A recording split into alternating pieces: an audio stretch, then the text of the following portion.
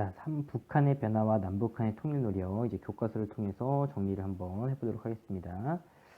자, 먼저 이제 본문에서 두 번째 줄에 보면, 자, 6.25 전쟁 이후의 김일성은 전쟁 피해 책임 등을 물으며 50대 후반까지 자신의 반대 세력을 제거하면서 김일성 중심의 독재 체제 강화시킵니다. 자, 근데 60년대에 들어서는 이제 중국과 소련의 이념 분쟁 발생해서 이제 사회주의 국가 간의 관계가 악화되고요. 이렇게 되니까 북한은 독자 노선을 추구하면서 주체 사상을 이제 체계화합니다. 한 줄 내려서 이 주체 사상이라는 건 결국에는 김일성의 개인 우상화와 1인 독재 체제를 뒷받침하는 유일 사상이 됩니다. 자, 이제 넘어가서 다음 페이지에 보면 자, 두 번째 줄에 북한 곳곳에 이제 김일성 동상 기념비 만들고요. 71년에 사회주의 헌법 만들고요. 이제 그 주체 사상, 통치 이념으로 규정하고 주석제 도입을 합니다. 자, 그다음에 내려와서 자, 김정일은 3대 혁명 소조 운동을 지도하고요. 이렇게 이제 지도하면서 국가 권력을 장악을 해 나가고요. 그러다가 한줄 내려오면 94년에 이제 사망한 후에 이제 김정일이 최고 권력자가 됩니다. 자, 98년에는 이제 국방위원장에 취임을 하고 우상화 강화하고 성군 사상 내세우면서 군대를 중심으로 한 북한 사회 이렇게 이제 통제를 했다라고 하는 거고요. 2011년에 김정일이 사망하자 이제 김정은이 이제 권력을 이어받았다라는 겁니다. 자, 여기 뭐 김일성 동상 뭐 이런 거 이제 한번 확인해 볼 필요가 있습니다. 자, 그다음에 넘어가면 이제 경제 파트 볼게요. 자, 두 번째 줄에 보면 자, 이제 50년대 중국 그다음에 소련이 이제 경제 원조 해주고요. 그다음에 이제 천리마 운동 시작합니다. 여기 천리마 운동 포스터 있죠? 한번 확인을 해보고요. 또 여러 이제 협동단체 이런 거 이제 만들어서 경제 활성화 이제 시도를 하고요. 자, 60년대 이제 경제개발 계획을 추진하는데 뭐 폐쇄적인 경제체제, 자, 그다음에 기술과 자본 부족, 과도한 중앙집권화, 국방비 과다 지출 이런 걸로 이제 이렇게 경제가 크게 성장하지 못하고요. 그러다가 80년대 후반 북한과 교류하던 소련, 동유럽 국가들이 이제 붕괴하면서 북한의 경제는 더욱 어려워졌다라는 겁니다. 그 다음에 여기 밑에 자료 2번에 보면 북한의 전력난 해가지고요. 밤에 이제 그 인공위성에서 촬영한 건데 북한은 엄청 이제 어두운 모습, 불빛이 거의 보이지 않는 모습이 보이죠. 이렇게 확인할 수가 있고요. 그만큼 이제 경제적으로 어렵다라는 걸 이제 확인할 수가 있는 거죠. 자, 두 번째 줄에 보면 자, 84년 하병법이라고 하는 거를 이제 만들어서 대외 경제 교류를 추진하였으나 큰 성과 거두지 못합니다. 외국의 이제 자본, 기술 도입해서 하는 거예요. 그 다음에 낮은 선봉 자유무역지대, 신우주, 이렇게 하고요. 또 이제 뭐 개성공단, 황금평, 뭐 이렇게 이제 좀 이렇게 개방화하는 일부 개방하는 이런 이제 경제 정책을 이제 추진을 했다라는 거예요.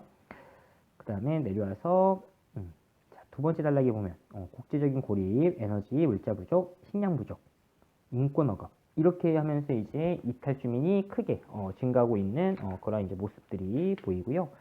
자, 그 다음에 넘어가서 이제 통일과 관련된 부분입니다. 자, 두 번째 줄에 보면 자, 70년대 냉전 체제가 완화되면서 이제 교류가 시작이 되고요. 자, 71년에 이제 이산가족 문제로 남북 정치자회담이 이제 개최되고요. 그 다음에 남북 공동성명이 이제 발표가 됩니다. 자주평화, 민족 대단결의 3대 통일 원칙에 합의를 했던 거고요. 85년에는 처음으로 남북 이산가족, 그 다음에 예술 공연단 이제 교환 방문이 이루어지고요. 그 다음에 이제 노태우 정부 때는 이제 남북 고위급 회담 개최하고요. 그 다음에 남북한이 공동으로 유엔에 가입하고요. 그 다음에 남북 기본 합의서 채택했다라는 겁니다. 또 한반도 비핵화 공동선언 합의했고요. 김영삼 정부 때는 뭐 화해협력, 남북연합, 통일국가 이런 3단계 통일 방안을 이제 제시를 했다라는 거 보고요. 또 이제 쌀, 비료 이런 거 이제 지원을 해줬다라는 거 이제 확인합니다. 그 다음에 이제 김대중 정부는 햇볕 정책이라고 부르는 대북화의 협력 정책을 추진하면서 금강산 관광 막 이런 거 이제 경제 교류하고요. 2000년에 이제 평양 방문해서 이제 남북공동선언, 정상회담 가지고 6.15 남북공동선언을 발표하게 됩니다. 내려와서 이제 보면 남북의 합의 문서가 있습니다. 먼저 이거 이제 중요합니다. 7.4 남북공동성명 같은 경우에는 더 자주적으로 우리 통일을 해결해야 된다. 그 다음에 무력으로서 아니고 평화적 방법으로, 그 다음에 민족적 어떤 대단결을 도모해야 된다. 요거 이제 합의를 했다라는 거고요. 남북기본합의서에 보면은 상대방 체제를 인정한다. 그 다음에 경제교류 협력 하겠다. 이런 거고요. 6.15 남북공동선언을 보면 우리 통일 문제를 자주적으로 해결해 나가겠다. 점차 이제 통일을 이제 지향을 해 나가는데, 네, 이런 거예요. 한민족, 한국가, 그러니까 두 개의 체제, 이런 식으로 이제 통일하자라는 게 이제 이 6.15 남북공동선언의 그 통일 지향해 나가는 어떤 방법입니다. 자, 이렇게 이제 보고요. 자, 다음 페이지 넘어가면, 자, 노무현 정부는 통일을 위한 화해협력 정책을 이제 지속을 하고요. 2007년에 이제 2차 남북 정상회담 이제 하면서 14 남북 공동선언을 발표합니다. 근데 이제 북한 같은 경우에는 이제 미사일 실험 발사, 핵 문제, 이런 걸 지금 계속 하고 있고요. 그 다음에 금강산 관광객 피살, 연평도 포격, 이런 식으로 하면서 이게 지금 남북의 관계가 좀 이제 어려움을 겪고 있다라는 거고요. 자, 내려와서 이제 문제를 한번 풀어볼게요. 자, 김일성은 선군 사상을 내세워서 1인 독재 체제를 정당화했다. 아니죠. 주체 사상이고요. 두 번째, 북한은 경제 어려움을 극복하기 위해서 시장 경제 체제. 아니죠. 예. 시장 경제, 제한적으로 있잖아. 제한적으로. 그럼, 맞는 거죠. 그러니까 이 시장 경제 체제라는 거는 결국에는 완전 개방해서 약간 자본주의 느낌으로 이제 가는 건데, 그러니까 일부 지역, 뭐 이제 경제특구 막 마련한 거 있죠? 그런 것처럼 제한적으로 이제 도입을 했다 이런 뜻입니다.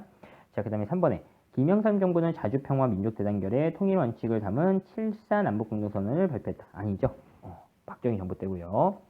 김대중 대통령과 김정일 국방위원장은 2000년 최초 남북 정상회담 개최했다. 맞는 내용입니다. 자, 그 다음에 또 여기 중요한 거 나옵니다. 자, 남북 통일을 위한 노력을 시간 순서대로 나열해보자. 자, 제일 먼저 올 거는 리을입니다. 자, 이 3대 원칙에 합의한다. 라고 이제 하는 게 7.4 남북 공동성명이죠. 이게 이제 우리 남북의 어떤 정부가 처음으로 이제 분단 이후에 처음으로 이제 이렇게 통일과 관련된 이런 이제 합의서를 냈던 거고요. 자, 그 다음은 니은 이산가족 상봉 이제 하고요. 85년에. 자, 그 다음에 노태우 정부 때 유엔에 동시 가입을 하게 되고요. 자, 그 다음에요 또 미음. 그 다음에 3단계 통일 방안.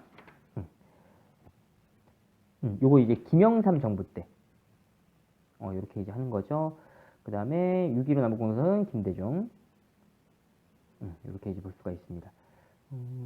디귿 이렇게 이제 볼 수가 있겠죠. 자, 그 다음에 이제 넘어가서 보면은 뭐 7.4 남북공동성명 했던 거, 이산가족, 그 다음에 이제 2차 남북정상회담 이런 거 이제 보이고요. 그 다음에 이제 소대 방북, 우리가 이제 경제적으로 이제 지원했던 부분이고요. 당시 이제 그 현대 회장이었던 정주영이 이제 소대 이거 끌고 이제 북한 이제 올라가고요. 그러니까 방문하고요. 금강산 관광하고 뭐 개성공단 이제 설치했다. 지금은 개성공단 이제 안 하죠. 박근혜 정부 때 이제 이 사업이 중단이 됩니다. 자, 그 다음에 뭐 스포츠 교류, 뭐 이런 거 이제 했다라는 거 이제 참고로 여러분들 확인을 하세요. 자, 이렇게 해서 우리가 이제 북한과 그 다음에 이제 평화와 관련된 부분 정리를 해볼게요.